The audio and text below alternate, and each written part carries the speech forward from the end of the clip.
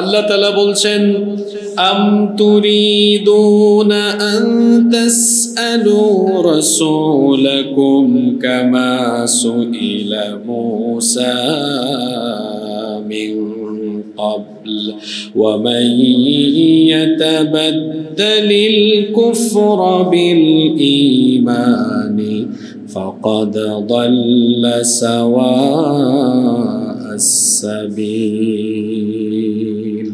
আল্লাহ তাআলা বলছেন তোমরা কি তোমাদের রাসূলকে তেমনি ভাবে প্রশ্ন করতে চাও যেমনি ভাবে তোমাদের পূর্বে মূসা আলাইহিস সালামকেও প্রশ্ন করা হয়েছিল? মূসা আলাইহিস সালামের উম্মত বনি ইসরাইল, এদের একটি স্বভাব ছিল বেশি কথা বলা। তাদের নবীকে বেশি বেশি তারা প্রশ্ন করত। আল্লাহ তাআলা এই আয়াতে বলছেন বনি ইসরাইলদের অনুসরণে তোমরাও কি তোমাদের রাসূলকে এভাবে অধিক প্রশ্ন করতে চাও? অধিক প্রশ্ন করতে আল্লাহ তাআলা নিষেধ করেছেন, কারণ এটি খুব খারাপ জঘন্য অভ্যাস। এই অধিক প্রশ্নের কারণে সহজ বিষয়ও কঠিন হয়ে যেতে পারে।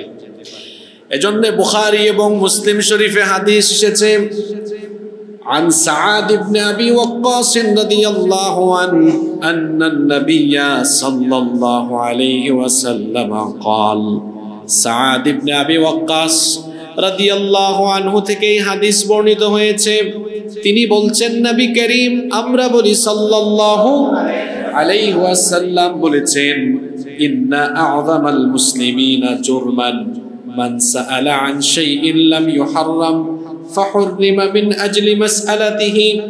আল্লাহর নবী বলেছেন সবচাইতে পাপিষ্ঠ মুসলিম হলো সেই ব্যক্তি যে ব্যক্তি এমন কোন বিষয় প্রশ্ন করে যেই বিষয়ে প্রশ্ন করার সময় বিষয়টি হারাম ছিল না, অতঃপর সে প্রশ্ন করার কারণে বিষয়টি হারাম হয়ে যায়।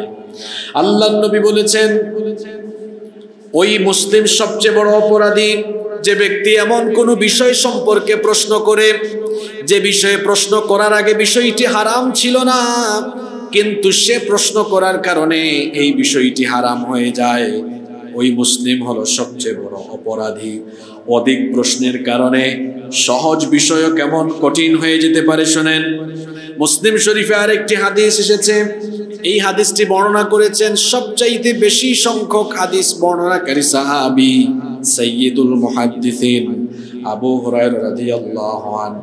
তিনি বলছেন নবী করিম সাল্লাল্লাহু আলাইহি ওয়াসাল্লাম একবার খুতবায় বললেন ইয়া আইয়ুহান নাস, হে মানব জাতি, ইন্নাল্লাহা ক্বাদ ফারাদা আলাইকুমুল হজ, নিশ্চয়ই আল্লাহ তোমাদের উপরে হজকে ফরজ করেছেন।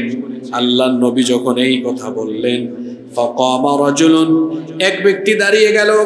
অতঃপর সেই ব্যক্তি দাঁড়িয়ে ফাকালা, সে বলল আকুল্লা আমিন ইয়া রাসূলুল্লাহ, আমরা বলি সাল্লাল্লাহু আলাইহি ওয়াসাল্লাম। এই ব্যক্তি দাঁড়িয়ে জিজ্ঞেস করলো হে আল্লাহর রাসূল, প্রতি বছর কি আমাদের জন্য হজ ফরজ নাকি?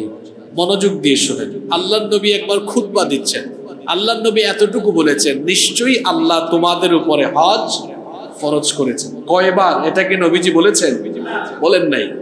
আল্লাহর নবী বলেছেন ইন্নাল্লাহা ক্বাদ ফারাদা আলাইকুমুল হজ, নিশ্চয়ই আল্লাহ তোমাদের উপরে হজকে ফরজ করেছেন। এক লোক দাঁড়িয়ে বলল আকুল্লা আমিন ইয়া রাসূলুল্লাহ সাল্লাল্লাহু আলাইহি ওয়াসাল্লাম, প্রতি বছর কি আমাদের জন্য হজ ফরজ নাকি? এই প্রশ্ন শুনে ফাসাকাতা আন, আল্লাহর নবী নীরব হয়ে গেলেন, চুপচাপ হয়ে গেলেন। কিন্তু প্রশ্নকর্তা ওই ব্যক্তি চুপ হলো না। হাত্তা আদাহা সালাসা মাররাত, তিনবার সে নবীজিকেই প্রশ্ন করলো। কয়বার? তিনবার নবীজিকেই প্রশ্ন করার পরে আল্লাহর নবী উত্তর দিলেন লাউ কুলতু নাম লাওয়াজাবাত, শোনো আমি যদি এখন বলি হ্যাঁ, তাহলে এটাই ওয়াজিব হয়ে যাবে, এটাই আবশ্যক হয়ে যাবে। ওয়ালাউ ওয়াজাবাত মা কুনতুম বিহা, আর আমি যদি একবার হ্যাঁ বলে ফেলি প্রতি বছরের জন্য যদি হজ ফরজ হয়ে যায়, তাহলে সেটা আমাদের জন্য কঠিন হবে না সহজ হবে? আল্লাহর নবী বললেন যদি আমি একবার হ্যাঁ বলতাম তাহলে এটা ফরজ হয়ে যেত, আর এটা তোমাদের জন্য কঠিন হয়ে যেত। উম্মত ভালো করে শোনো, দারুনি মা তারাকতুকুম, কোন বিষয় আমি বলার আগ পর্যন্ত সেই বিষয়ে প্রশ্ন করা থেকে বিরত থাকো। فإنما هلك من كان قبلكم بكثرة سؤالهم واختلافهم على أنبيائهم, কারণ তোমাদের আগে যত জাতি ছিল তারা অধিক প্রশ্ন করার কারণে এবং তাদের নবীদের সাথে তারা মতবিরোধের কারণে তাদেরকে ধ্বংস করে দিয়েছেন কে? তাদের অনুসরণ করে তোমরাও তোমাদের নবীকে অধিক প্রশ্ন করো না, কারণ অধিক প্রশ্নের ফলে সহজ বিষয়ও কঠিন হয়ে যেতে পারে। আল্লাহর নবী আরো বললেন, ফাইদা আমারতুকুম বিশাইইন ফাতু মিনহু, অতএব আমি যখন কোনো বিষয়ে তোমাদেরকে নির্দেশ দিব সেটা গ্রহণ করবে। আর যখন আমি ওয়াইদা নাহাইতুকুম আন শাইইন ফাদাউহু, আর যখন আমি কোনো ব্যাপারে তোমাদেরকে নিষেধ করব তখন সেই বিষয়টি ছেড়ে দিবে। অধিক প্রশ্ন করো না, অধিক প্রশ্নের ফলে সহজ বিষয় কঠিন হয়ে যায়। এজন্য আল্লাহ তাআলা কোরআনে কারীমের 5 নম্বর সূরা সূরাতুল মাইদা এর 101 নম্বর আয়াতে বললেন, ইয়া আইয়ুহাল্লাযীনা আমানু লা তাসআলু আন আশইয়া ইন তুবদা লাকুম তাসউকুম ওয়া ইন তাসআলু আনহা হিনা ইউনাজ্জালুল القرآن تبد لكم عفى الله عنها والله غفور حليم। আল্লাহ তাআলা বলছেন, হে ঈমানদারেরা, তোমরা এমন বিষয় সম্পর্কে প্রশ্ন করো না যা তোমাদের কাছে প্রকাশ করা হলে তোমাদেরকে পীড়া দেবে। যদি কোরআন অবতরণকালে তোমরা সে সম্পর্কে প্রশ্ন করো তাহলে তা তোমাদের জন্য প্রকাশ করে দেওয়া হবে। আল্লাহ নিষেধ করলেন, অধিক প্রশ্ন করো না, এমন কোনো বিষয় সম্পর্কে প্রশ্ন করো না যেটা তোমাদের কাছে প্রকাশ হয়ে গেলে তোমাদের জন্য সেটা পালন করতে কষ্ট হবে। আমাদের আগেকার যুগের উম্মতেরা তাদের নবীদেরকে বেশি বেশি প্রশ্ন করত, বিশেষ করে ইহুদিরা বেশি প্রশ্ন করত, বনি ইসরাইল তাদের নবীদেরকে বেশি প্রশ্ন করত। তাদের অধিক প্রশ্নের ফলে সহজ বিষয় কঠিন হয়ে যেত। যেমন যে সূরার তাফসীর আমরা করছি সূরা বাকারা, আজকে আমরা 108 নম্বর আয়াত থেকে আলোচনা করছি, কিন্তু পেছনে ফিরে যদি যান 67 নম্বর আয়াত খুললে দেখবেন আল্লাহর একটা সহজ আদেশ অধিক প্রশ্নের কারণে বনি ইসরাইলের জন্য কঠিন হয়ে গিয়েছিল। আল্লাহ তাদেরকে আদেশ দিয়েছিলেন, একটা গাভী জবাই করো। যে কোনো একটা গাভী জবাই করলেই হয়ে যেত, কিন্তু এই বনি ইসরাইল ঘাড় তেরা এই জাতি একটার পর একটা প্রশ্ন করে এই সহজ বিষয়টিকে তারা কঠিন বানিয়ে ফেললো। দেখেন অধিক প্রশ্ন করে তাদের স্বভাবে কেমন ছিল, তাদের চরিত্র কেমন ছিল। আল্লাহ তাআলা বলছেন, ওয়া ইয ক্বালা মূসা লিকওমিহি ইন্নাল্লাহা ইয়া'মুরুকুম আন তাযবাহু বাকারা। আর স্মরণ করো যখন মূসা তার উম্মতকে বললেন, নিশ্চয়ই আল্লাহ তোমাদেরকে একটা গাভী জবাই করার আদেশ দিয়েছেন। এই ঘটনার প্রেক্ষাপট ছিল এমন, বনি ইসরাইলের এক লোককে হত্যা করা হয়েছিল, কিন্তু কে তাকে খুন করেছিল সেটা খুঁজে পাওয়া যাচ্ছিল না। বনি ইসরাইলের নেতারা মূসা নবীকে গিয়ে বলল, একটা লোক খুন হয়েছে কিন্তু তার হত্যাকারীর হদিস আমরা জানি না। তুমি তো দাবি করো তোমাকে নবুয়ত দেওয়া হয়েছে, তাহলে তুমি তোমার রবকে জিজ্ঞেস করো কে এই লোকটাকে হত্যা করেছে, কারণ কে হত্যা করেছে কেউ দেখেও নাই, কেউ বিষয়ে জানেও না। মূসা আলাইহিস সালাম তখন তাদেরকে বললেন, তোমাদের এই আবেদনের জবাবে আল্লাহ বলেছেন, ইন্নাল্লাহা ইয়া'মুরুকুম আন তাযবাহু বাকারা। নিশ্চয়ই আল্লাহ আদেশ করেছেন, আল্লাহ নির্দেশ করেছেন তোমরা একটা গাভী জবাই করো। বলেন তো কোন বয়সের, কোন কালারের, কেমন গাভী হবে এরকম কথা বলা হয়েছে নাকি? কিছুই আল্লাহ বলেন নাই, শুধু বলেছেন একটা গাভী জবাই করো। যে কোনো একটা গাভী জবাই করলেই বিষয়টির সমাধান হয়ে যেত, কিন্তু এদের স্বভাব ছিল অতিরিক্ত প্রশ্ন করা। তখন তারা বলল ক্বালু আতাত্তাখিযুনা হুজুওয়ান ক্বালা আউযু বিল্লাহি আন আকুনা মিনাল জাহিলিন। তারা বলল, মূসা তুমি কি আমাদের সাথে ঠাট্টা করো, উপহাস করো? আমরা বললাম এই লোকটার হত্যাকারী কে, আর তুমি বলছো তোমার আল্লাহ আদেশ দিয়েছেন একটা গাভী জবাই করার জন্য। গাভী জবাইয়ের সাথে হত্যাকারী খুঁজে পাওয়ার কি সম্পর্ক হতে পারে? মূসা আলাইহিস সালাম বললেন, বেশি প্রশ্ন করো না, আল্লাহ যেটা বলেছেন সেটা করো। কিন্তু না, তাদের স্বভাব হলো ঘাড় তেরামি করা সহজ বিষয়কে প্রশ্নের মাধ্যমে কঠিন করে ফেলা। এটা ছিল তাদের স্বভাব। তারা আবারও প্রশ্ন করলো, ক্বালু দু'উ লানা রাব্বাকা ইউবাইয়িন লানা মা হি। তারা বলল, তুমি তোমার রবকে জিজ্ঞেস করো, তোমার রবের কাছে দোয়া করো, তিনি যেন বিষয়টি আমাদের কাছে স্পষ্ট করে দেন। এই গাভীটা কেমন হবে, কোন বয়সের হবে, জিজ্ঞেস করো, আল্লাহ যেন বিষয়টা আমাদেরকে সহজ করে দেন। মূসা আলাইহিস সালাম তখন বললেন, ক্বালা ইন্নাহু ইয়াকুলু ইন্নাহা বাকারাতুন লা ফারিদুন ওয়ালা বিকরুন আওয়ানুম বাইনা যালিক ফাফআলু মা তুমারুন। মূসা আলাইহিস সালাম তিনি বললেন, নিশ্চয়ই আল্লাহ বলেছেন এটা এমন এক গাভী হবে যেটা বুড়াও নয়, আবার যেটা একেবারে বাচ্চাও নয়, অর্থাৎ বেশি বয়সেরও নয়, আবার কম বয়সেরও নয়, আওয়ানুম বাইনা যালিক, মাঝামাঝি বয়সের হবে। আল্লাহ বলেছেন একটা গাভী জবাই করে, যে কোনো একটা গাভী জবাই করলেই হতো। তারা বলে কোন বয়সে? আল্লাহ বললেন আওয়ানুম বাইনা যালিক, যেটা বেশি বয়স্কও না, কম বয়স্কও না। এরপরেও যদি মধ্যবয়সী একটা গাভী এনে জবাই করতে হয়ে যেত, কিন্তু না। আবার প্রশ্ন, আবারও তারা প্রশ্ন করলো, ক্বালু দু'উ লানা রাব্বাকা ইউবাইয়িন লানা মা লাউনুহা। তারা বলল, তুমি তোমার রবের কাছে দোয়া করো, তিনি যেন বিষয়টি আরো সহজ করে দেন। জিজ্ঞেস করো, মা লাউনুহা, এটার কালার কি হবে, এটার রং কি হবে?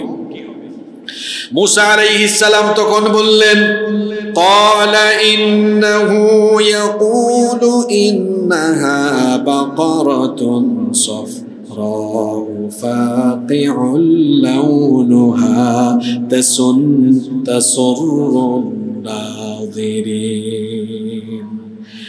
মূসা আলাইহিস সালাম তিনি বললেন, নিশ্চয়ই আল্লাহ বলে দিয়েছেন এটা হবে হলুদ রঙের গাভী, এমন হলুদ রং যেটা হবে উজ্জ্বল এবং যে দেখবে তার চক্ষু জুড়িয়ে যাবে, এরকম নয়ন প্রীতিকর উজ্জ্বল হলুদ রঙের একটি গাভী হতে হবে। এরপরেও তো একটা মধ্যবয়সী হলুদ রঙের গাভী জবাই করলে হয়ে যেত, কিন্তু না। তারা আরো প্রশ্ন করে বসলো, ক্বালু দু'উ লানা রাব্বাকা ইউবাইয়িন লানা মা হি।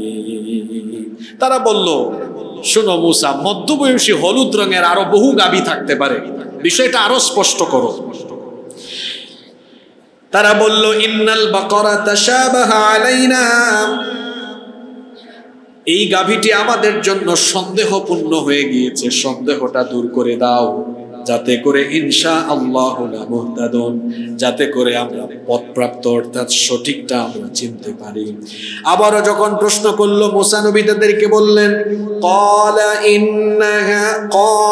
ইন্নাহু ইয়াকুলু ইন্নাহা বাকারাতুন লা যালুলুন তুসিরুল আরদা ওয়ালা তাসকিল হারথা মুসাল্লামাতুন লা শিয়াতা ফিহা। মূসা আলাইহিস সালাম বললেন, নিশ্চয়ই আল্লাহ বলেছেন এটা এমন এক গাভী হবে যেটা দিয়ে কোনো হাল চাষ করা হয়নি, আবার খেতে পানিও দেওয়া হয়নি। এটা শোনার পরে তারা বলল, ক্বালু আল আনা জিতা বিল হক, এই তো এখন তুমি সত্য নিয়ে এসেছো, মানে এখন বিষয়টা সঠিকভাবে আমাদেরকে বলেছো। মূসা আলাইহিস সালাম বললেন, ঠিক আছে, ফাযাবাহুহা ওয়া মা কাদু ইয়াফআলুন, আল্লাহ যেটা বলেছেন সেটা করো, এবার এরকম গাভী খুঁজে নিয়ে আসো আর জবাই করো। দেখেন কতগুলো শর্ত। প্রথম ছিল একটা গাভী এনে জবাই করবে। তারা বলল এটা কোন বয়সের হবে। প্রথম প্রশ্ন করেছিল এটা কোন বয়সের হবে। এরপরে দ্বিতীয় প্রশ্ন করেছে এটা কোন কালারের হবে। তারপরে আবার প্রশ্ন করে বসেছে যে এটা কেমন টাইপসের হবে। তখন আল্লাহ বলেছেন যেটা দিয়ে হাল চাষ কিংবা খেতে পানীয় দেওয়া হয়নি। এখন তারা খুঁজতেছে এইরকম গাভী তো খুঁজে পাওয়া মুশকিল। হ্যাঁ, হাল চাষ হয়নি, কোনো কাজ করানো হয়নি, এরকম গাভী খুঁজে পাওয়া কি খুব সহজ? আবার অনেকগুলো শর্ত চলে এসেছে। এটা মধ্যবয়সী, গাঢ় হলুদ রঙের হতে হবে। এই সকল শর্ত পূরণ করে এরকম একটা গাভী কালেকশনের জন্য তারা বহু খোঁজাখুঁজি তারা করতে লাগলো। করতে করতে কোথাও পায় না, খুঁজতে খুঁজতে কোথাও পাচ্ছে না।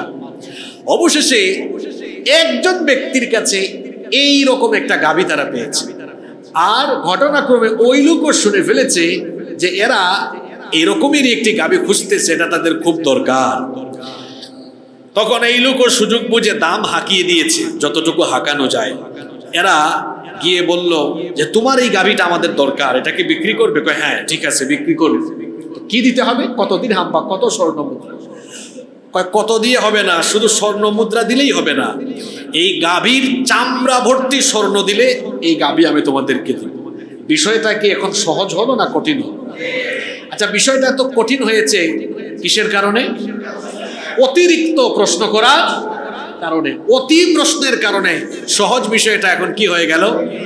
কি আর করবে তারা? বাধ্য হয়ে গাভীর চামড়া পরিমাণ স্বর্ণ দিয়ে এই গাভীটা কিনে আনলো। আনার পরে বললো মুসা গাভীটা কিনেছি, এখন কি করব? মুসা নবী বললেন এটা জবাই করো। এটা জবাই করার পরে যখন এর হাড্ডি বা মাংসের একটা টুকরা দিয়ে যখন মৃত ব্যক্তিকে হালকা স্পর্শ বা আঘাত করা হলো, ওই মৃত ব্যক্তি আল্লাহর হুকুমে তখন জীবিত হয়ে উঠল। আল্লাহু আকবার। এবং সে তার হত্যাকারের পরিচয় দিল। এই ঘটনা শুনিয়েছি কারণ হলো বনী ইসরাইলের স্বভাব ছিল নবীদেরকে অতিরিক্ত প্রশ্ন করা। অতিরিক্ত প্রশ্নের কারণে বিষয় সহজ হয় না কঠিন হয়। এই কথাই আল্লাহ সূরা মাঈদার 101 নম্বর আয়াতে বললেন, ইয়া আইয়ুহাল্লাযীনা আমানু লা তাসআলু আন আশইয়াআ ইন তুবদা লাকুম তাসউকুম ওয়া ইন তাসআলু আনহা হিনা ইউনাজ্জালুল কুরআনু তুবদা লাকুম আফাল্লাহু আনহা ওয়াল্লাহু গফুরুন হালিম। আল্লাহ তাআলা বললেন, হে ঈমানদারেরা, তোমরা এমন বিষয়াবলী সম্পর্কে প্রশ্ন করো না যা তোমাদের কাছে প্রকাশ করা হলে এটা তোমাদের জন্য কষ্টদায়ক হয়ে যাবে। এটা নিষেধ করে দিয়েছেন কে? আস্তে বলবেন না, জোরে বলেন কে? এজন্য আল্লাহ বললেন, আম তুরিদুনা আন তাসআলু রাসূলাকুম কামা সুইলা মূসা মিন ক্বাব। তোমরা কি তোমাদের রাসূলকে সেভাবেই প্রশ্ন করবে নাকি যেমনি ভাবে তোমাদের পূর্বে মূসা নবীর উম্মত মূসা নবীকেও প্রশ্ন করেছিল?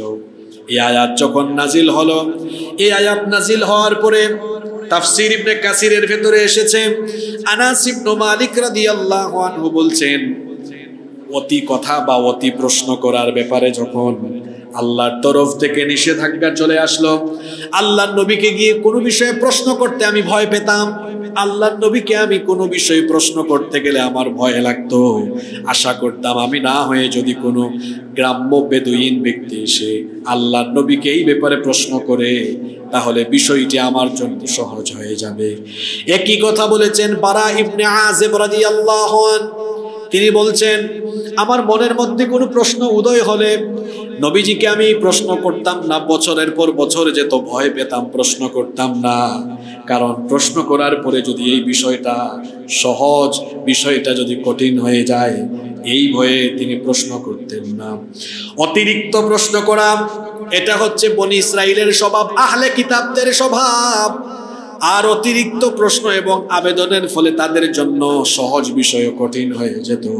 এজন্য আল্লাহ তাআলা কোরআনে কারীমের 4 নম্বর সূরা সূরাতুন নিসা এর 153 নম্বর আয়াতে বলছেন, ইয়াসআলুকা আহলুল কিতাবি আন তুনাজ্জালা আলাইহিম কিতাবাম মিনাস সামাই ফাকাদ সাআলু মূসা আকবার মিন যালিক।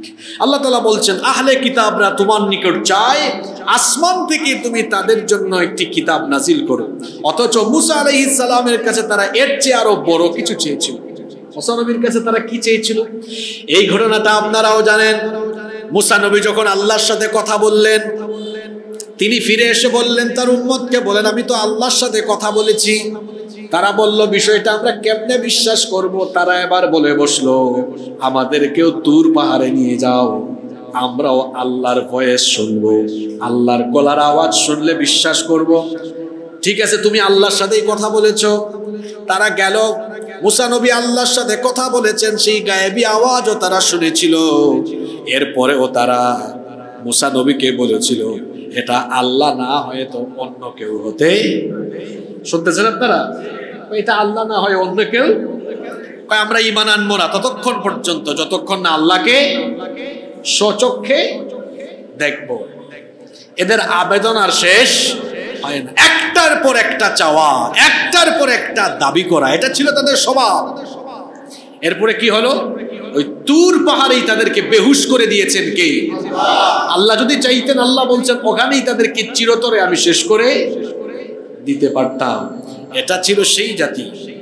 অতিরিক্ত প্রশ্ন করা কিংবা অতি কথন বা যে কোনো বিষয়ে অতি বাড়াবাড়ি কিন্তু ভালো নয়। যেমন মাইক দিয়ে একটা উদাহরণ দিই। এই যে আমাদের মাইক বেশি বেশি গুতানো হয় না, এই জন্য এটার ফলাফল হয়েছে এই রকম। মনে করেন আপনি ডাক্তার, অপারেশন থিয়েটারে এক আলেমকে ঢুকায় দিলেন, রোগী বাঁচবে না মরার সম্ভাবনা আছে। আবার একজন ডাক্তার সাহেব যিনি কোরআন হাদিস জানেন না, তাকে দিয়ে দিলেন জুমার খুতবায়। মাটি কাটলেও শরীর থেকে এত ঘাম বের হবে না, বেচারা ডাক্তারের শরীর থেকে সেই দিন এত ঘাম বের হবে। ঠিক তেমনি ভাবে মাইকের বিষয়টা, এটা কোনো নন প্রফেশনাল ব্যক্তির কাজ নয়, এটা প্রফেশনাল ব্যক্তির কাজ। সে ভালো জানবে যে কোনটারে বাড়াইলে কমাইলে, কোনটারে কি করলে সাউন্ড ফ্রেশ হতে পারে। মনে করেন আমি গিয়ে যদি সেখানে গুতাগুতি শুরু করি, তাহলে অ্যাকশনের জায়গায় কি হইতে পারে? আজকে হয়ে গেছে আমার রিঅ্যাকশন। যেমন দেখেন, কথা বলতে গেলে আমার সাউন্ড অফ হয়ে যাচ্ছে। আমরা যারা নিয়মিত মাইকে কথা বলি আমরা এটা বুঝি। অনেক সময় আপনার ভয়েসকে, আসলটাকে মাইক নকল বানায়া দিতে পারে। যেমন সেটআপমেন্ট যদি ভালো না থাকে, তাহলে বুকের মধ্যে আপনার দেখা যায় যে একটা ব্যথা অনুভব হয় কিংবা নিঃশ্বাস আটকে যায়। আজকে আমার দশাও তাই হয়েছে, মানে নিঃশ্বাস বারবার অফ হয়ে যাচ্ছে, কারণ আমি আমার সুবিধা মতো সেটআপ বা সেটিংস পাচ্ছি না। তো এটা বহু আগে থেকে আমি খেয়াল করি, দিয়ে যায়, তারপরে আবার শেষ করার পরে এটারে গুতাগুতি করে। তো এটা এভাবে করলে এরকম হবেই, হতে থাকবে। তো যাই হোক, প্রসঙ্গক্রমে আসা এই জন্য বললাম। আর উপরে যারা থাকে, বিশেষ করে তৃতীয় তলা থেকে গত কয়েক জমা ধরে অভিযোগ আসতেছে যে ওনারা ভালো সাউন্ড শোনে না। এজন্য এই মসজিদে আপনারা জানেন, শুধু এই 12 কোয়ার্টার পাহাড়তলি এলাকার মানুষ নামাজ পড়তে আসে না। এবং আমি যদি এখানে হাত তুলাই, দেখা যাবে 4 ভাগের 3 ভাগ মানুষ বাহির থেকে আসে। এজন্য আপনারা এই এলাকার যারা আছেন বা মসজিদ কর্তৃপক্ষ, আপনাদেরকে মনে করতে হবে বাকিরা আমাদের সবার মেহমান। বাকিরা আমাদের মেহমানকে তো কষ্ট দেওয়া উচিত নয়। যেমন জুমার দিনে অনেকে অনেক দূর থেকে আসে এবং এই মসজিদে 1 ঘন্টা আগে অনেকে আসে, জায়গা পায় না। 1 ঘন্টা আগে এসে বসে থাকে। 1 ঘন্টা আগে এসে বসে যখন সে আওয়াজ শুনে না, কথা শুনে না, তখন তার কাছে স্বাভাবিক খারাপ লাগতে পারে। অনেকে নিচে জায়গা না পেয়ে উপরে যায়, সেখানে গিয়েও কথা শুনতে পারে না। যদি তার বক্তব্য শোনা উদ্দেশ্য না হতো, তাইলে সে 1:30টায় আসতো। এত কষ্ট করে এতক্ষণ বসে থাকার কোনো দরকার ছিল? যেহেতু 1:30টায় আসে না, 12টার আগেই আসে, 11টা 11:30টায় আসে, তার মানে উদ্দেশ্য হলো কথা শোনা। এই জন্য আপনারা কথা শোনার ব্যবস্থা করে দিতে হবে। আল্লাহ তাআলা বুঝার তৌফিক দান করেন। আমি বলছিলাম অতিরিক্ত কোনো জিনিস ভালো নয়। আল্লাহ এখানে বলেছেন, তোমরা কি তোমাদের রাসূলকে সেভাবেই অতিরিক্ত বা অতি প্রশ্ন করবে যেভাবে মুসা আলাইহিস সালামকেও তার উম্মত অতিরিক্ত প্রশ্ন করত? তোমরা এমনটা করো না। এমনটা করলে সহজ বিষয়ও কি হয়ে যেতে পারে? কঠিন হয়ে যেতে পারে। দেখেন তাফসীরে তাবারির মধ্যে এসেছে, আবিল আলিয়া এই আয়াতের তাফসীর করেছেন। এক লোক নবী করিম সাল্লাল্লাহু আলাইহি ওয়াসাল্লামের কাছে এসে বলেছে, ঘটনাটা খেয়াল করেন। দেখেন আজকে একটা আয়াতই কত গুরুত্বপূর্ণ, এক আয়াতের পেছনেই অনেক সময় চলে যাচ্ছে। এক লোক এসে নবীজিকে বলছে, লাউ কানাত কাফারাতানা কাফারাতি বনি ইসরাঈল। খেয়াল করে শুনেন, বলতেছে বনি ইসরাইল এর লোকেরা পাপ করলে পাপ মোচনের যে কাফারা ছিল এই পদ্ধতিটা যদি আমাদের জন্য হতো। আল্লাহর নবী এই কথা শুনে বললেন, কি করে তুমি এমন কথা বললে? তিনি বললেন, হে আল্লাহ আমি এটা চাই না, হে আল্লাহ আমি এটা চাই না, হে আল্লাহ আমি এটা চাই না। কয়বার বললেন? গুরুত্বপূর্ণ কোনো কথা নবীজি 3 বার বলতেন। আবারও রিপিট করছে। এক লোক এসে নবীজিকে বলছে, বনি ইসরাইলের লোকেরা পাপের কাফারা যেভাবে দিত আমাদেরও যদি সেভাবে পাপের কাফারা হতো কতই না ভালো হতো। আল্লাহ নবী বললেন, কি করে এমন কথা বললে? হে আল্লাহ আমরা এটা চাই না, আমরা এটা চাই না, আমরা এটা চাই না। তখন আল্লাহ নবী তাকে বললেন, তোমার জন্য এটা কি উত্তম নয় যে আল্লাহ বনি ইসরাইল থেকেও তোমার এবং তোমার উম্মতের জন্য অনেক বিষয়কে সহজ করে দিয়েছেন? সুবহানাল্লাহ। তো তুমি সহজকে কঠিন করতে চাও কেন? এখন আপনাদের প্রশ্ন হতে পারে যে হুজুর এটা আবার কি, যে বনি ইসরাইলের লোকদের জন্য দুনিয়াতে পাপের কাফারা ছিল, এই বিষয়টা তো আমরা বুঝলাম। তাহলে শুনেন বিষয়টা কি। আল্লাহর নবী বলেছেন, বনি ইসরাইলের কোন লোক যখন কোনো পাপ করত, গুনাহ করত, তার বাড়ির দরজার উপরে সেটা লিখে দেওয়া হতো যে ওই ব্যক্তি এই পাপ করেছে আর তার পাপের জন্য দুনিয়াতে এই কাফারা দিতে হবে।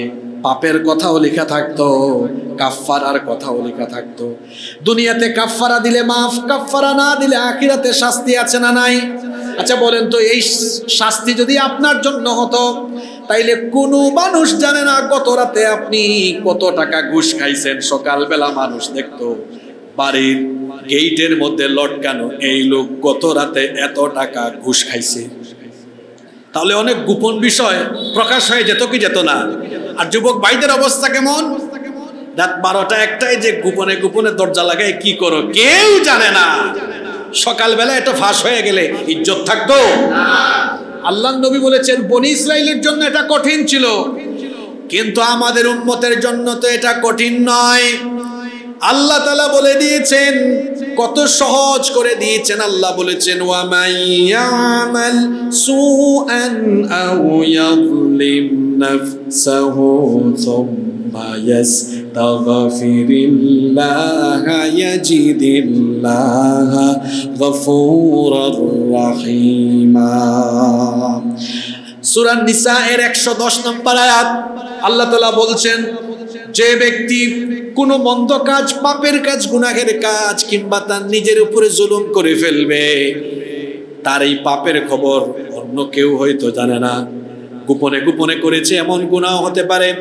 এই লোকটা যদি তখন শুধুমাত্র তার গুনাহের জন্য অনুতপ্ত হয়ে আল্লাহর কাছে একবার মাফ চায়, কাফারাও দেওয়া লাগবে না, একবার শুধু মাফ চাইলেই আল্লাহ তার সব গুনাহ মাফ করে দিবে। আল্লাহর দয়া কম না বেশি? শোনেন সেই হাদিসটা, দয়াকে আল্লাহ তাআলা রহমতকে 100 টুকরা করেছেন। দয়াকে 100 টুকরা করে আল্লাহ 1 টুকরা দয়া পৃথিবীর সবাইকে দিয়েছেন। তাহলে বলেন তো আমরা সবাই অর্থাৎ পৃথিবীর সবাই কয় টুকরা পেয়েছে?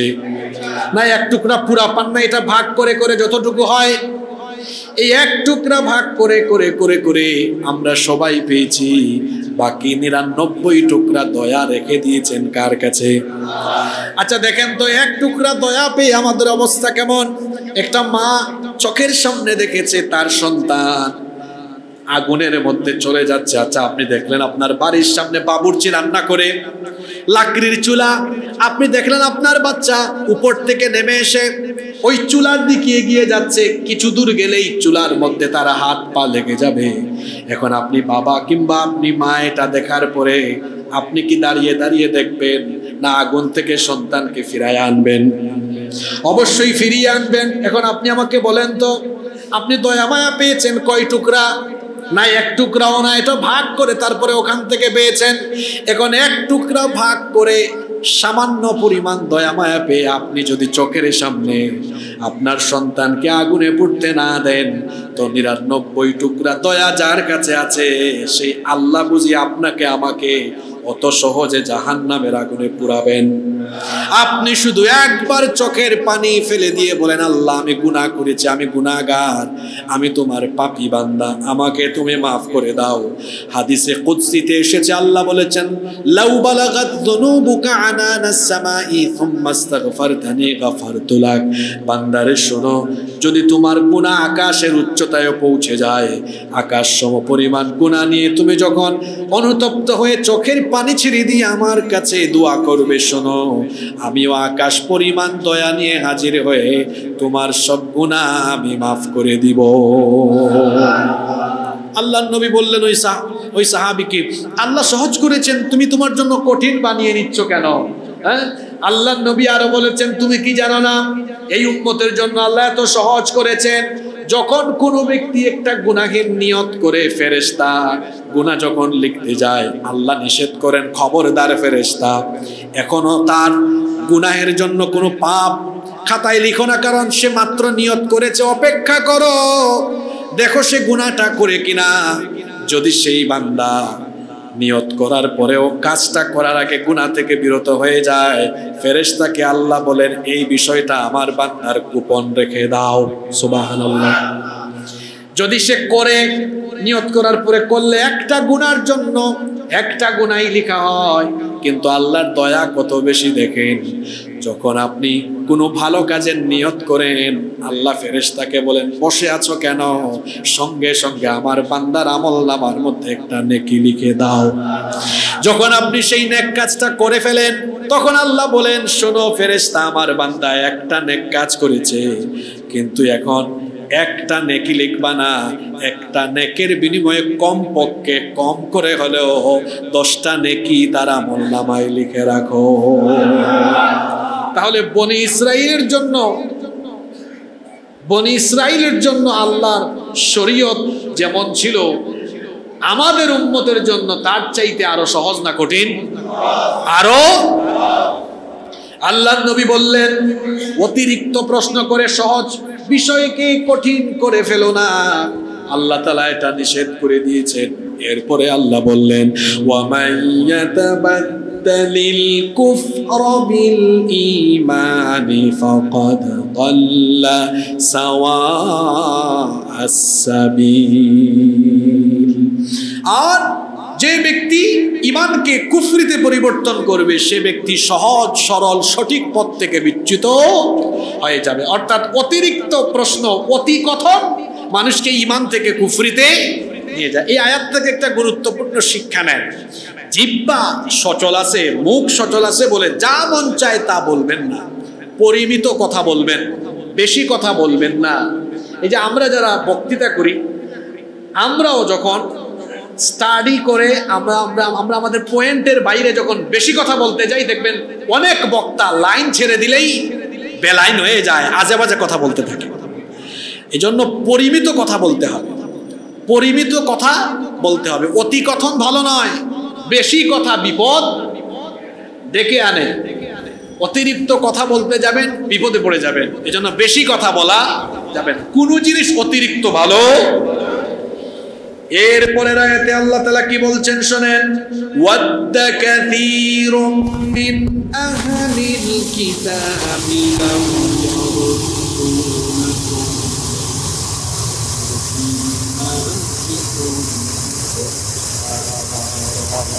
হাসাদান মিন ইনদি আনফুসিহিম মিন বা'দি মা তাবাyyana লাহুম فاعفوا واصفحوا حتى يأتي الله بأمره إن الله على كل شيء قدير আল্লাহ তাআলা বলছেন আহলে কিতাবদের কাছে সত্য সুস্পষ্ট হয়ে যাওয়ার পরেও কেবলমাত্র বিদ্বেষবশত তারা চায় যদি তারা তোমাদেরকে ঈমান না করে আবার যদি কুফরির অবস্থায় ফিরিয়ে দিতে পারে।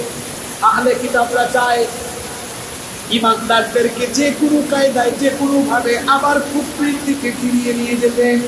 আল্লাহ তাআলা বলেছেন এদেরকে অপেক্ষা করো যতক্ষণ না আল্লাহর তরফ থেকে নির্দেশ আসে।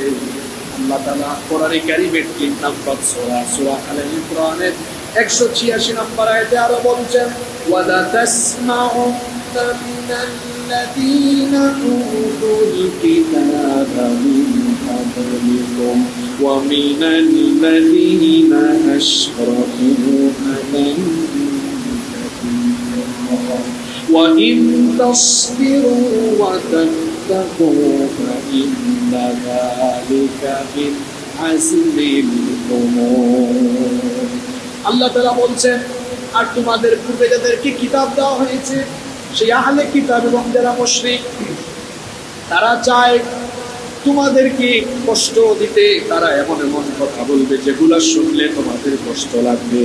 আহলে কিতাবদের এরকম কথা শোনার পরে যদি তোমরা সবর করো আর আল্লাহকে ভয় করে চলো তাহলে সেটাই হবে তোমাদের জন্য সঠিক সিদ্ধান্ত, সঠিক কাজ। আল্লাহ তাআলা বলেছেন আহলে কিতাব যারা আছে তারা চাইবে, ইহুদি খ্রিস্টানরা চাইবে তোমাদেরকে বিভিন্ন কায়দায় ঈমান থেকে বের করে নিতে, ঈমান থেকে বের করে তোমাদেরকে কুফরির অবস্থায় নিয়ে যেতে তারা চেষ্টা করবে।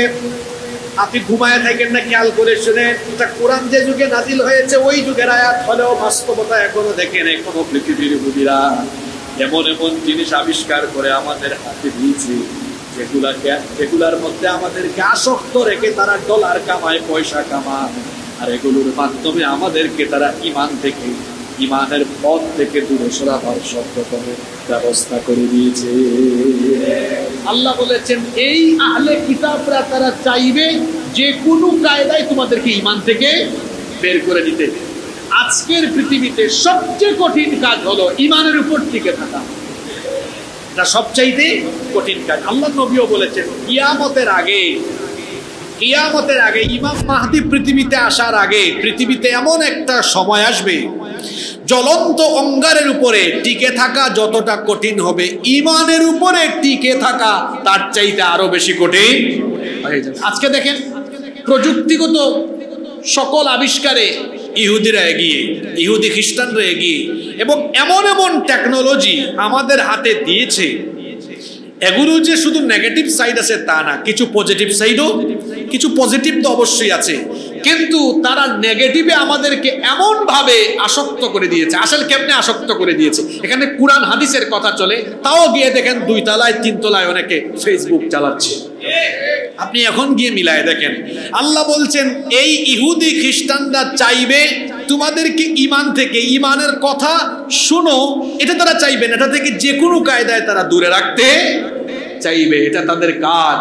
আল্লাহ বলেছেন এই কঠিন অবস্থায় তোমরা ঈমানের উপর দৃঢ় থাকো, তাহলেই দুনিয়া আখিরাতে সফলতা দিবেন কে? এরপরে আয়াতে আল্লাহ বলছেন ওয়া আকিমুস সালাতা ওয়া আতুজ যাকাতা ওয়া মা তুকদ্দিমু লিআনফুসিকুম মিন খায়রিন তাজিদুহু ইনদাল্লাহ ইন্নাল্লাহা বিমা তা'মালুনা বাসীর। আর সালাত কায়েম করো এবং যাকাত দাও, এবং যে নেক আমল তোমরা তোমাদের জন্য করবে সেটার জন্য তোমাদেরকে পুরস্কৃত করবেন কে? নিশ্চয়ই আল্লাহ সবকিছু দেখছেন। এরপরে আল্লাহ তাআলা ইহুদি খ্রিস্টান এদের দাম্ভিকতা, অহংকার এর পরিচয় দিচ্ছেন।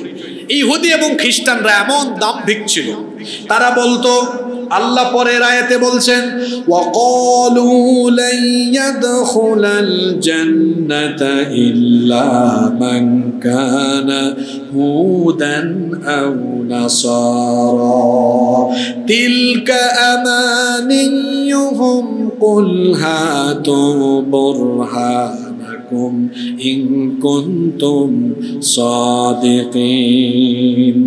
আল্লাহ তাআলা বলছেন আর এরা বলে, অর্থাৎ ইহুদি এবং খ্রিস্টানরা বলে, ইহুদি আর খ্রিস্টান ছাড়া অন্য কেউ জান্নাতে ঢুকতে পারবে না। জান্নাত শুধুমাত্র আল্লাহ আমাদের জন্য বানিয়েছেন, আমরা ছাড়া আর কেউ জান্নাতে যেতে পারবে না। আল্লাহ বলছেন তিলকা আমানিয়ুহুম, এটা হলো তাদের মিথ্যা আশা, এটা তাদের মিথ্যা আকাঙ্ক্ষা। আল্লাহ বলছেন কুল হাতু বুরহানাকুম ইন কুনতুম সাদিকিন, যদি তোমরা সত্যবাদী হয়ে থাকো তাহলে কোনো প্রমাণ নিয়ে আসো, তোমরাই যে জান্নাতি এটা তোমরা কোথায় পেলে? ইহুদি এবং খ্রিস্টানরা এমন দাম্ভিক এমন অহংকারী ছিল, তারা বলতো জান্নাত শুধুমাত্র আমাদের জন্য, আমরা ছাড়া অন্য কেউ জান্নাতে যাবে না। কেন তারা জান্নাতি? এর কারণ হলো তারা নিজেদেরকে ভাবতো এবং বলতো। কোরআনে কারীমের 5 নম্বর সূরা সূরাতুল মাইদা এর 18 নম্বর আয়াতে আল্লাহ বলছেন ওয়াকালাতিল ইয়াহুদু ওয়ান নাসারা নাহনু আবনাউল্লাহি ওয়া আহিব্বাউ। ওয়াকালাতিল ইয়াহুদু ওয়ান নাসারা, আর ইহুদি এবং খ্রিস্টানরা বলতো নাহনু আবনাউল্লাহি ওয়া আহিব্বাউ, আমরা আল্লাহর সন্তান এবং আমরা আল্লাহর সবচেয়ে প্রিয়। নাউজুবিল্লাহ পড়বেন না? তারা নিজেদেরকে কি বলে? কার সন্তান? আল্লাহর সন্তান। ওয়া আহিব্বাউ, এবং তারা বলে আল্লাহ সবচেয়ে বেশি ভালোবাসেন আমাদেরকে। এমনকি ইহুদিদের একটা ধর্মীয় গ্রন্থ আছে, এটার নাম হলো তালমুদ। এই তালমুদের মধ্যে লেখা হয়েছে, তারা বলে তারা নিজেদেরকে শুধু, এখানে তো এই কোরআনের এই আয়াত সূরা মাইদার 18 নম্বর আয়াতে বলা হয়েছে তাদের দাবি তারা আল্লাহর সন্তান, আর তাদের ধর্মীয় একটা গ্রন্থ আছে তালমুদ, এখানে লেখা আছে তারা বলে আমরা শুধু আল্লাহর সন্তান নই, আমরা আল্লাহর পরামর্শ সভার সদস্য। কি সভা? মানে আল্লাহ কাকে নবী বানাবেন, রাসূল বানাবেন, এটা আগে আল্লাহ বসে আমাদের সাথে পরামর্শ করেন, এরপরে আল্লাহ এটা সিদ্ধান্ত নেন। এই জন্য তারা নিজেদেরকে, কোরআন শরীফে তো এসেছে, তারা বলে আমরা আল্লাহর সন্তান এবং আল্লাহর প্রিয়, আর তালমুদে এসেছে তারা বলে আমরা আল্লাহর পরামর্শ সভার। আল্লাহ তাদেরকে জবাব দিয়েছেন, ও নবী আপনি এদেরকে বলেন কুল ফালিমা ইউআযিবুকুম বিযুনুবিকুম বাল আনতুম বাশারুম মিম্মান খালাক। আল্লাহ বললেন নবী তাদেরকে জিজ্ঞেস করেন, যদি তোমরা আল্লাহর সন্তান, আল্লাহর প্রিয় আর আল্লাহর পরামর্শ সবারই সদস্য হও, তাহলে তোমাদের গুনাহের কারণে আল্লাহ আবার তোমাদেরকে শাস্তি দেন কেন? কারণ প্রিয় মানুষকে, ভালোবাসার মানুষকে কেউ কি কষ্ট দেয়? শাস্তি দেয়? আল্লাহ বলছেন নবী জিজ্ঞেস করেন, যদি তোমরা আল্লাহর এতই প্রিয় হও তো যুগে যুগে তোমাদের উপর আল্লাহর এত আযাব আর গজব এসেছে কি কারণে? আল্লাহ বলছেন নবী এদেরকে জিজ্ঞেস করেন। এরা এত দাম্ভিক, এত অহংকারী ছিল, এরা আরো দাবি করতো, তারা বলতো ওয়াকালু লান তামাসসানান নারু ইল্লা আইয়ামান মা'দুদা। সূরা বাকারা 80 নম্বর আয়াত। তারা বলতো জাহান্নাম তো আমরা যাবই না, যদি যাইও সামান্য কিছুদিন জাহান্নামের আগুন আমাদেরকে স্পর্শ করবে। আর সেটা কতদিন? রাইসুল মুফাসসিরিন আব্দুল্লাহ ইবনে আব্বাস রাদিয়াল্লাহু আনহুমা বলেছেন, ইহুদিদের একটা অংশ দাবি করে পৃথিবীর বয়স হলো মোট 7000 বছর। কত হাজার বছর? তো তারা বলে প্রতি 1000 বছরে একদিন, অর্থাৎ 7000 বছরে 7 দিন, সর্বোচ্চ বড় জোর 7 দিন আমরা জাহান্নামে পূর্ব, এর বেশি নয়। অর্থাৎ আমাদের জন্য তো জাহান্নামটা না, জাহান্নামে অন্যরা যাবে, আমরা জান্নাতি। কিন্তু যদি কোনো কারণে জাহান্নামে দিতেই হয় তাহলে সর্বোচ্চ 7 দিন। এটা ইহুদিদের এক অংশের দাবি। আর ইহুদিদের আরেক অংশের দাবি হলো যে জাহান্নামে আমরা যাবই না, যদি আমাদের পূর্বপুরুষদের একটা ভুলের কারণে আমরা জাহান্নামে যাই তাহলে মেয়াদ হলো 40 দিন। কতদিন? তাদের পূর্বপুরুষদের ভুলটা কি? ওই যে মুসা নবী গিয়েছিলেন তুর পাহাড়ে, কতদিনের জন্য ভুলে গেছেন নাকি আপনারা? 40 দিনের জন্য। ওই সময় তারা গু বাছুরের প্রতিমা বানিয়ে এটার পূজা আরম্ভ করেছিল। ওই যে 40 দিন আল্লাহর অবাধ্য হয়েছে, তারা বলে আমাদের পূর্বপুরুষদের এই ভুলের কারণে এই 40 দিনের জন্য বড় জোর জাহান্নামে শাস্তি পাবো। কয়দিন? তাহলে ইহুদিদের দুই দলের মধ্যে এক দলের দাবি যদি যাইও তাহলে সর্বোচ্চ, আর আরেক দল 40 দিন। এক দল বলে 7 দিন, আরেক দল বলে, এটা দুই দল। আর আরেক দল তারা বলে আমরা এক মুহূর্তের জন্য যাব না, কারণ আমরা হচ্ছে আসহাবুল জান্নাহ, আমরা জান্নাতের অধিবাসী, জান্নাত আমাদের জন্য খাস, আমরা ছাড়া আর কেউ জান্নাতের গন্ধ পাবে না। আর আল্লাহ কোরআনে বলেছেন না, জান্নাতে কারা যাবে? ইহুদি আর খ্রিস্টান। তোমরা ঠিক করবা না, ঠিক করবেন কে? পরের আয়াতে আল্লাহ বললেন বালা মান আসলামা ওয়াজহাহু লিল্লাহি ওয়া হুয়া মুহসিনুন ফালাহু আজরুহু ইনদা রাব্বিহি ওয়া লা খাউফুন আলাইহিম ওয়া লা হুম আল্লাহ তাআলা বলছেন, আর যে ব্যক্তি একনিষ্ঠভাবে আল্লাহর কাছে নিজেকে সুপর্দ করবে, অর্থাৎ আল্লাহর আনুগত্য করবে, ওয়াহুয়া মুহসিন, এবং যে ব্যক্তি সৎকর্মশীল হবে, অর্থাৎ নবীজিকে অনুসরণ করে ইবাদত করবে, ফালাহু আজরুহু ইনদা রাব্বিহ, তার প্রতিদান তার রবের কাছে রয়েছে। লা খাউফুন আলাইহিম, দুনিয়ায় তার কোনো ভয় নাই, দুশ্চিন্তা, টেনশন নাই। ওয়ালা হুম ইয়াহজানুন, আখিরাতেও তার কোনো দুশ্চিন্তা নাই। সুবহানাল্লাহ। তাহলে এই আয়াতে আসহাবুল জান্নাহ, জান্নাতের অধিবাসীদের দুইটা গুণের কথা বলা হয়েছে। কয়টা গুণ? এক, আল্লাহর আনুগত্য, যে ব্যক্তি একনিষ্ঠভাবে আল্লাহর কাছে নিজেকে সুপর্দ করবে। দুই, যে ব্যক্তি সৎকর্মশীল হবে, ইবাদত বন্দেগী করবে রাসূলের তরিকায়। কার তরিকায়? মনে রাখবেন, ইহুদি এবং খ্রিস্টানরা অনেকেই, ইহুদি এবং খ্রিস্টানদের অনেকেই, তাদের ভিতরে ইখলাস অনেকের ভিতরে ছিল, কিন্তু শুধুমাত্র ইবাদতে বেদাতের কারণে তাদের অনেকেই অভিশপ্ত এবং জাহান্নামী, কারণ তারা সৎকর্মশীল ছিল না। দেখুন, তাফসীর ইবনে কাসিরের ভেতরে এসেছে আল্লাহর ইবাদত আর রাসূলের আনুগত্যের ব্যাপারে পৃথিবীতে 4 রকমের মানুষ পাওয়া যায়। কয় রকমের? 4 রকমের। এক, কারো কাছে ইখলাসও নাই, আনুগত্যও নাই, অর্থাৎ আল্লাহর আনুগত্যও নাই, রাসূলের অনুসরণও, এই ব্যক্তি মুশরিক, এই ব্যক্তি হলো কাফের। এক। 2 নম্বর, কিছু কিছু মানুষের ভেতরে ইখলাস আছে, অর্থাৎ আল্লাহর উপর ঈমান আছে, কিন্তু রাসূলের মতো করে ইবাদত করে না এবং রাসূলের অনুসরণ অনুকরণ করে না, এই ব্যক্তি বেদাতকারী, ইবাদতে রাসূলের সামঞ্জস্য নাই। 3, এমন কিছু মানুষ আছে যাদের কাছে ইখলাস নাই, কোনো বিষয়ে ইখলাস নাই, কাজের মধ্যে একনিষ্ঠতা নাই, কিন্তু রাসূলের আনুগত্য আছে, সেই ব্যক্তি হলো মুনাফিক, সেই ব্যক্তি হলো মুনাফিক। এখন আপনি বলবেন ইখলাস ছাড়া রাসূলের আনুগত্য হয় কেমনে? এটা লোক দেখানো অনুসরণ, এদেরকে বলা হয় মুনাফিক, বাহিরে একটা ভিতরে।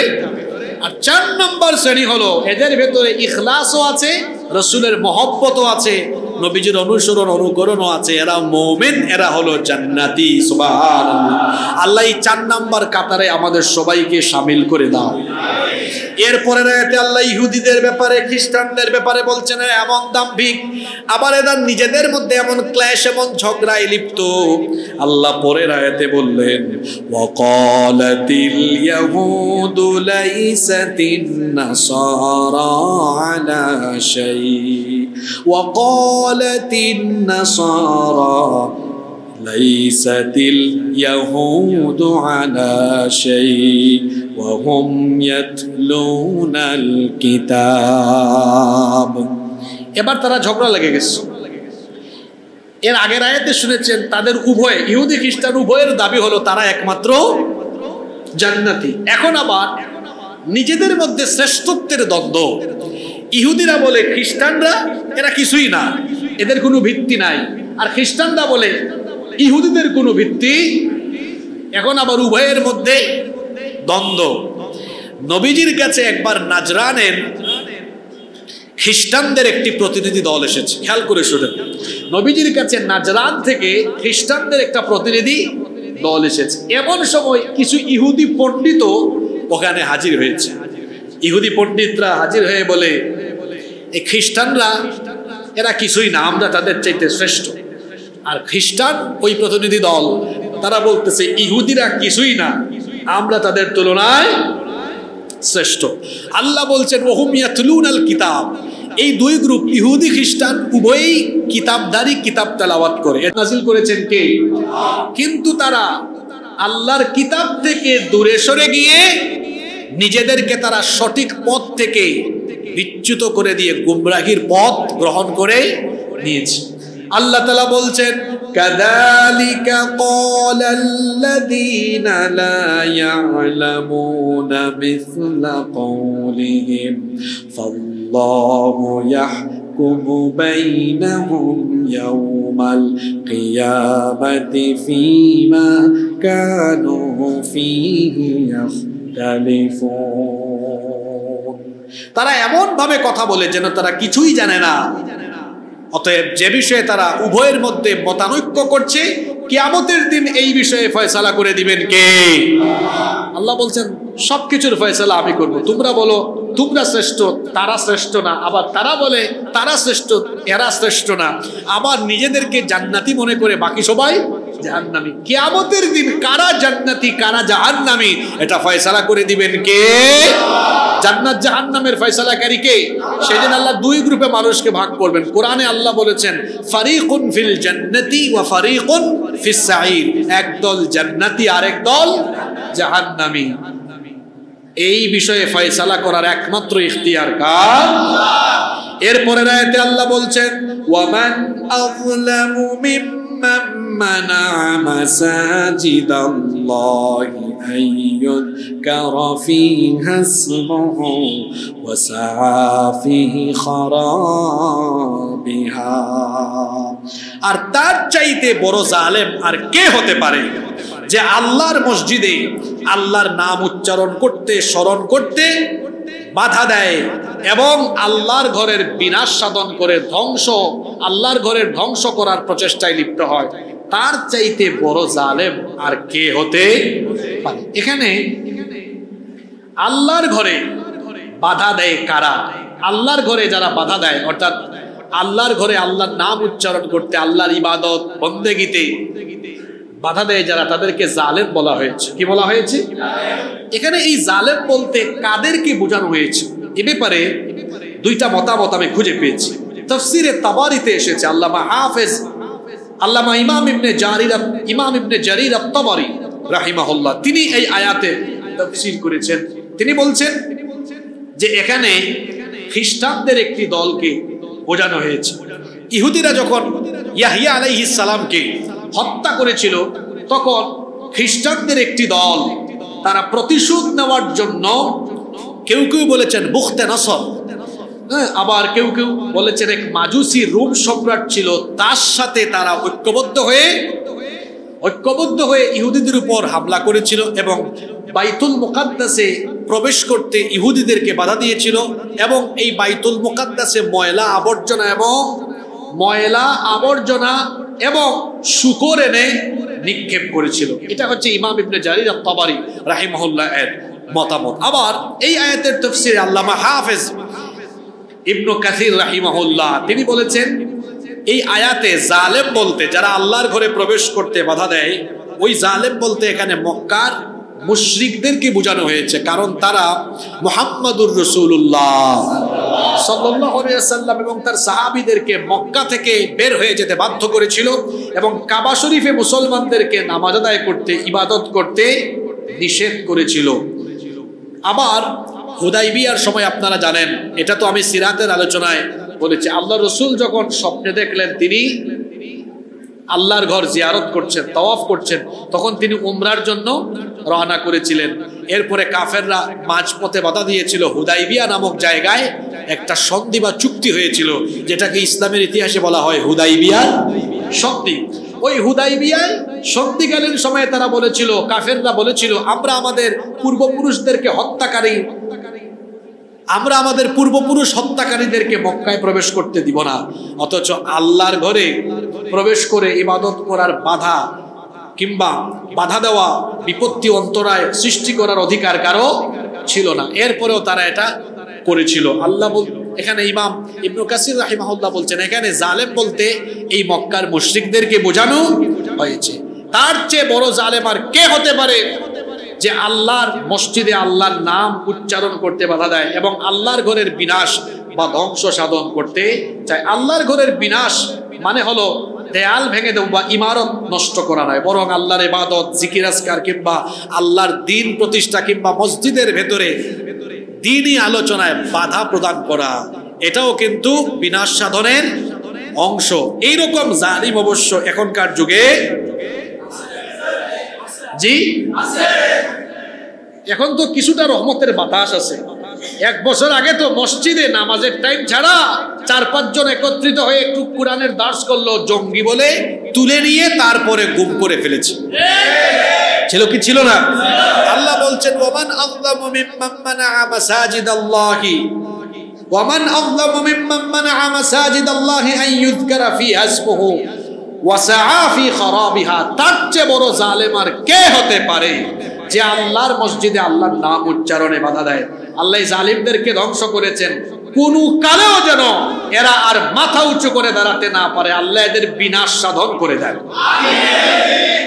আল্লাহ তাআলা বলছেন, উলাইকা মা কানা লাহুম আন ইয়াদখুলুহা ইল্লা খাইফিন। এখানে আরেকটা কথা বলেই ফেলি, সময়ও শেষ হয়ে যাচ্ছে। এই যে এদের বিনাশ মানুষ চোখের সামনে দেখেছে, কথায় কথায় মৌলবাদী বলা, এটা তাদের খাসলত ছিল কি ছিল না? ফান্ডামেন্টালিস্ট, এটা ভারতের শিখিয়ে দেওয়া বয়ান। মৌলবাদী যারা 1 বছর আগেও ওই জালিমদের জুলুমের শিকার ছিল, তারা এই 1 বছরে সব ভুলে গিয়ে এখন নিজেরা নিজেদেরকে জালিমের কাতারে নিয়ে যাওয়ার মতো পরিস্থিতি তৈরি করছেন। আমরা দোয়া করছি আল্লাহ তাদেরকে হেদায়াত দেন, আল্লাহ তাদেরকে হেফাজত করেন। আমরা আপনার দুশমন নই, আপনাদের দুশমন নই। আমরা আপনাদের জন্য দোয়াও করছি, আপনাদের কল্যাণ কামনা করছি। কিন্তু আমরা আপনাদেরকে ভালো বুঝালে যদি আমাদেরকে উল্টা আবার গালি দেন, এগুলোই আগেকার লোকদের স্বভাব। আমরা তাদেরকেও কিন্তু শত্রু মনে করতাম না, আমরাও তাদেরও কল্যাণকামী ছিলাম। কিন্তু ভালো কথা বললে তারা আমাদেরকে তাদের দুশমন বানিয়ে ফেলতো। একই ভুল আপনারা করলে ইতিহাস থেকে ওদের নাম যেভাবে মুছে গিয়েছে, আপনার নামও মুছে যেতে পারে। মৌলবাদী মানে কি? এখানে আপনারা যারা আছেন, আপনারা সবাই কিন্তু মৌলবাদী। যারা হিন্দু ধর্মের তারাও মৌলবাদী। যে ব্যক্তি হিন্দু, তার ধর্মের মৌলিক বিষয়গুলো যদি সে মেনে চলে, তাহলে সে হলো হিন্দু মৌলবাদী। যে ব্যক্তি খ্রিস্টান, সে যদি তার ধর্মের মৌলিক বিষয় মেনে চলে, তাহলে তার পরিচয় হলো সে খ্রিস্টান মৌলবাদী। যে ব্যক্তি ইহুদি, সে যদি তার ধর্মের মৌলিক বিষয় মেনে চলে, সে হলো ইহুদি মৌলবাদী। আমরা যারা মুসলমান, ইসলামের মৌলিক কিছু বিষয় আছে, যেমন ইসলামের মৌলিক পিলার বা স্তম্ভ কয়টা? ঈমান, নামাজ, রোজা, হজ। আচ্ছা, এখানে আপনারা যারা আছেন, ইসলামের এই 5টা মৌলিক বিষয় মানেন না এমন একজনও কি আছেন? তাহলে সবাই যেহেতু মৌলিক বিষয়গুলো মানেন, তাহলে আপনারাও হলেন ইসলামী মৌলবাদী। মানে আপনি ইসলামের মৌলিক বিষয়গুলো মানেন। কিন্তু এখন মৌলবাদী বলে এক ধরনের ইসলামোফোবিয়া তৈরি করার অপচেষ্টা চলছে। এটা হলো পশ্চিমাদের শেখানো আর ভারতীয় দাদাদের শেখানো বয়ান। এই পুরনো বয়ান বা পুরনো ক্যাসেট আবার যদি বাজাতে চান, পুরনো ক্যাসেট বাজিয়ে অতীতের জালিম স্বৈরাচারীদের যে দশা হয়েছে, এই পুরনো ক্যাসেট, পুরনো ইতিহাস সামনে এনে যারা আবার আগামীর বাংলাদেশে বিশৃঙ্খলা সৃষ্টি করবে, তারা যে কোথায় যাবে, কি পরিণতি হবে, তা কেউ কল্পনাও করতে পারবে না। আমরা ভালো কথা বললে এই ভিডিও যদি কোনোভাবে কেউ ফেসবুকে দেয় আর ইউটিউবে দেয়, আমি আগেই ভবিষ্যৎবাণী করলাম, অন্তত কয়েকশো গালি কমেন্টে আমাকেও দেওয়া হবে। এটা আগেই প্রেডিকশন দিলাম। আপনি আমাকে আপনার দুশমন ভাবিয়েন না, শত্রু ভাবিয়েন না। আমি আপনার ভাই, আমি আপনার শুভাকাঙ্ক্ষী। দেখুন তো আমার বক্তৃতায় দুনিয়ার কোনো নেতা, কোনো ব্যক্তির প্রশংসা নাই, কাউকে তেল দেওয়াও নাই। আমরা কারো গোলামি করি না, আমরা কোনো ব্যক্তির কোনো নেতার পূজা করি না, কারো পা চাটামি আমরা করি না, কাউকে তেল মর্দনও করি না। আমরা মানুষকে এক আল্লাহ আর তার রসুলের দিকে আহ্বান করি। কারণ আল্লাহ আর রসুলের দিকে আহ্বান করা যদি মৌলবাদী হয়, এই অপরাধী হতে আমি 1000বার রাজি আছি। আপনারা রাজি আছেন? এখন মৌলবাদী এই কথা বলে আবার একটা ইসলামোফোবিয়া তৈরি করার অপচেষ্টা চলছে। আমি বলবো, যিনি এই কথা বলেছেন, আমি বলবো আপনার বাবাকে মানুষ ভালোবাসে। বাংলাদেশ প্রতিষ্ঠায়, স্বাধীনতা সংগ্রামে এবং এই দেশের উন্নয়নে অনেক অবদান ওনার আছে না নাই? আপনার বাবার কাছ থেকে আদর্শ শিখুন, আপনার মায়ের কাছ থেকেও শিখুন। আপনার মাকে মানুষ ভালোবাসে, আলেম উলামা, এদেশের আলেম উলামা আপনার বাবা মা দুজনকেই ভালোবাসে। আপনার বাবা মায়ের মতো কথা বলুন, বাবা মায়ের আদর্শ লালন করুন। ওই পুরনো ক্যাসেট বাজাতে যাইয়েন না, এটা কিন্তু পুরনো ক্যাসেট চলবে না। এটার ওই যে ক্যাসেটের কালো কালো ওইগুলাকে কি বলা হয়? ফিতা বা রিল। এই রিল মানুষ ছিঁড়ে ফেলছে।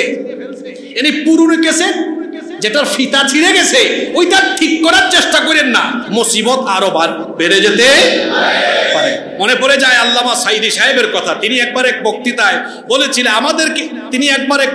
বলেছিলেন, আমাদেরকে মৌলবাদী বলে গালি দেয়, আমাদেরকে যারা মৌলবাদী বলে তারা হলো, বক্তব্যটা শুনছেন না? আল্লাহর বান্দা জীবিত থাকতে এমন কথা বলে গিয়েছেন, এটা বাংলাদেশের মানুষ দেখেছে। তিনি সম্ভবত এটা চট্টগ্রাম প্যারেড ময়দানেই বলেছিলেন।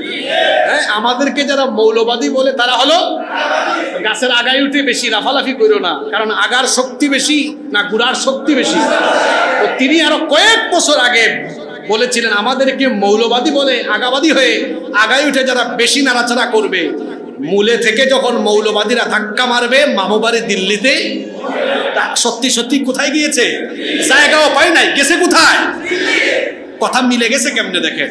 সুতরাং আমরা বলবো, মৌলবাদী এই রকম ধোঁয়া তুলে ইসলামোফোবিয়া তৈরি করে নতুন